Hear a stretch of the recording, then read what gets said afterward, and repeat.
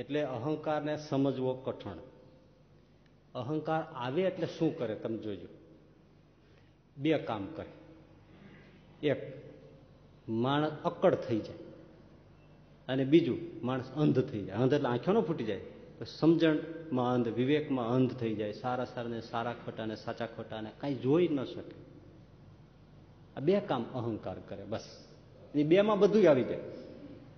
અને આમે અહંકાર આવ્યો છે એમ બોલીએ, અહંકાર શબ્દ બોલીએ ને ત્યાં જ આપણને અક્કડતા લાગે. અહંકાર છે ને અક્કડ લાગે ને. અહંકાર એટલે અક્કડ આવે. એટલે પેલું કામ અક્કડ કરી નાખે. ટાયર, ટ્યુબ ટાયર હોય ને એમાં કાંઈ ન હોય, પણ એમાં જેવો તમે બે પંપ મારો, બહુ મુશ્કેલી. ઘઉંના ડુંડી ઉપર દાણા હોય, માથું વાટી નાખો, ડુંડી કાંઈ ન બોલે. મસળી નાખો, દાણા કાંઈ ન બોલે. ગધેડા ચડાવીને ઘરે લઈ આવો, દાણા કાંઈ ન બોલે. કોઠીમાં ભરીને ઢાંકણા દીધો, મૂંઝવી મારો, ઓક્સિજન હવા કાંઈ ન મળે, દાણા કાંઈ ન બોલે. પાછા મન પડે ત્યારે કાઢીને ઘંટીમાં દળીને હાટકી નોખું કરીને લોટ કરી નાખો, દાણા કાંઈ ન બોલે. પાછું પાણી નાખીને મછળીને લોચો કરી નાખો, દાણા કાંઈ ન બોલે. પાછો એને લુયા બની કટકા કરીને આવડા ટુકડા કરી નાખો, દાણા કાંઈ ન બોલે. પાછો એક એક ટુકડો પાટલી ઉપર મૂકી, વેલણથી મૂકીને પાટલી હારે આમ કરીને રોટલી બનાવી નાખો, દાણા કાંઈ ન બોલે.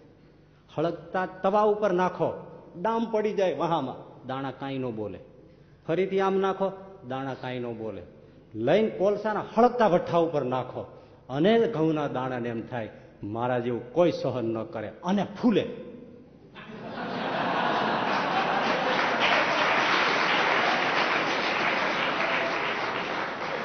ન્યા અહંકાર થયો એને, બોલો. મારા જેવું કોઈ સહન ન કરે. આવા હળગતા ભઠ્ઠામાં અને છાતી ફૂલે, દડો થાય ત્યાં રસો તરાક લઈને ગાચ દઈને માર, બધી હવા બાય.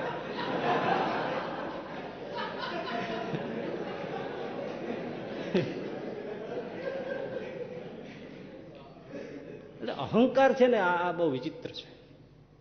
અક્કડ કરી નાખે. અને અક્કડ પણ છે ને એટલે મોતની નિશાની. કોઈ પણ વનસ્પતિ હોય, માણસ હોય, પશુ હોય, પક્ષી હોય, બધા જીવ હોય, લચીલું હોય. તમે જો પાંદડું લીલું તમે લઈ આવો લીમડાનું, આમાં કારણ કે જીવન છે ને, એટલે લચીલું હોય, એકદમ કોમળ હોય. એ મરી જાય એટલે અક્કડ થઈ જાય. એટલે અક્કડ છે એ મોતનો માર્ગ છે, મોતની નિશાની છે, મોતનો મૃત્યુનો રસ્તો છે. એટલે અક્કડ અહંકાર એટલે મોત.